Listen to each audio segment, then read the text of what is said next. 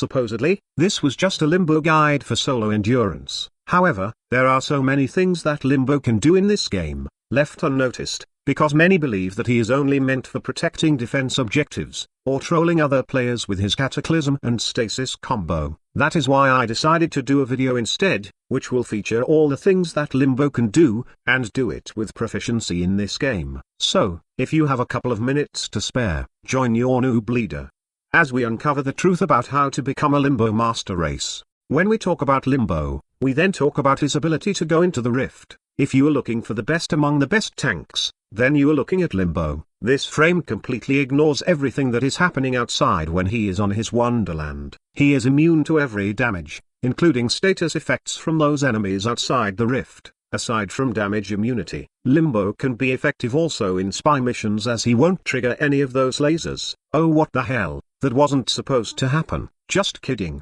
Limbo is good in spy missions. But just don't let those spy cameras see you. To be effective, simply cast your Cataclysm first when you are outside the data vault to destroy all security cameras. After that, just go right back to your rift and pretend that nobody is watching. There's no specific build for a Spy Master Limbo, as all you need to do is enter your rift. Just use any mods, plus some range mods to help you destroy those security cameras outside the vault, without alarming the enemies. That's just one aspect of being a Limbo Master Race. Aside from being good in spy missions, you can also be effective in farming relics through Syndicate medallion farming. Now I have featured this on my last video, and I will just leave the link to it at the end of this guide. But to give you some ideas, a Limbo modded for max range and efficiency can be very good in farming Syndicate medallions, as he lets you locate these things with ease. You can simply cast your Cataclysm to destroy those loot crates, and locate the medallions through your mini-map.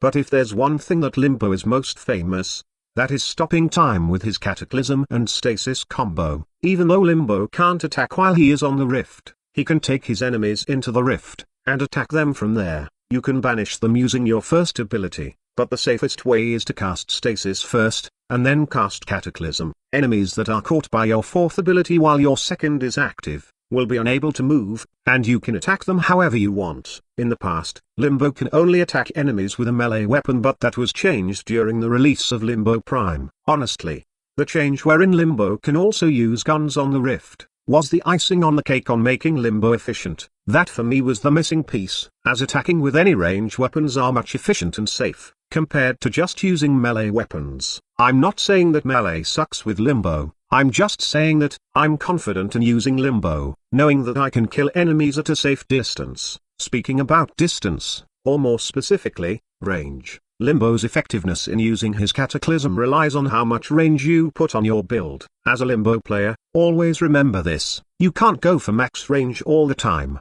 In Eidolon hunts, a max range Limbo can possibly be good, as it lets you time stop a large area, crowd controlling all those pesky Orb Vallists in the process, and as well as protecting the Eidolon lures and your teammates from almost every Eidolon attacks, including those magnetic burst coming from its whale. It's also good against infested enemies, especially in excavation missions like the Dark Sector on Pluto, as most of the enemies in this faction are melee attackers. You can stun lock them at a very safe distance with a max range Cataclysm to protect the excavator, and you can easily charge it to full, since those enemies holding power batteries usually rush through your Cataclysm. However, it's not advisable to put max range on missions like Kuva Survival, since you need enemies to spawn close to your areas. This way, you can maintain life support while protecting the Kuva extractor at the same time. Enough range is needed, but excessive would probably result in a mission fail, or teammates being pissed because enemies are too far away. Also, sufficient range is nice, as you can pull enemies to your Cataclysm using Arcane Anomaly from your operator.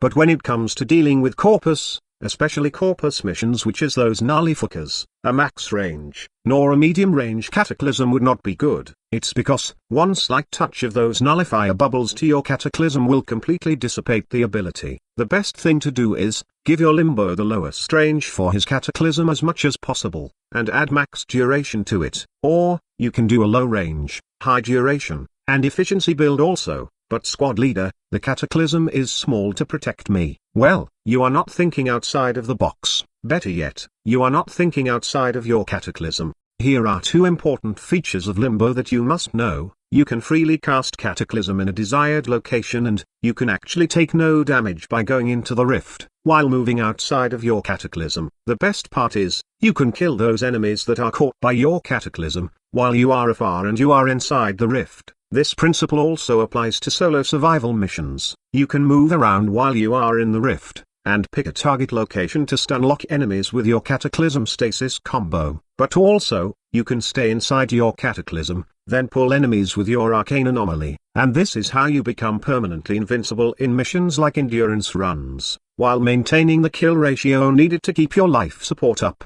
But how do I deal with those Nullifiers? There are various ways to do it. One is your operator. Your overpowered space kid can just void dash inside the Nullifier bubble, and kill them with his or her amp.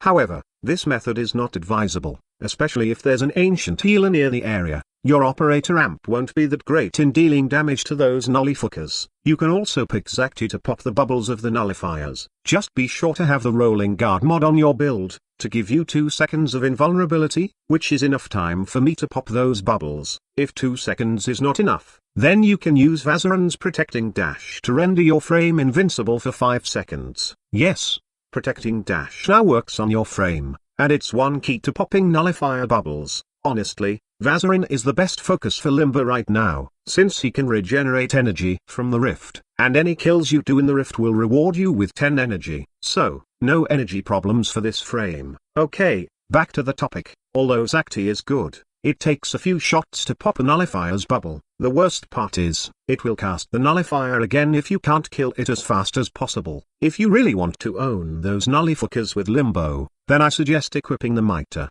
with its Nullifying Justice Augment. This is the best way to pop those Nullifier bubbles, as not only it pops, but it actually disables the bubble permanently. Once these guys have no Nullifier bubbles, they are not called Nullifiers anymore. They are just simply fuckers. Now let's talk about mod setup. I have 3 builds for Limbo, and you can achieve all of these with 0 form if you are using Limbo Prime. The first one is a farming build, perfect for syndicate farming, or any resource farming like those argon crystals on the void. This is just a mix of max range and efficiency. One quick tip, always have the loot detector aura to highlight those boxes in your minimap.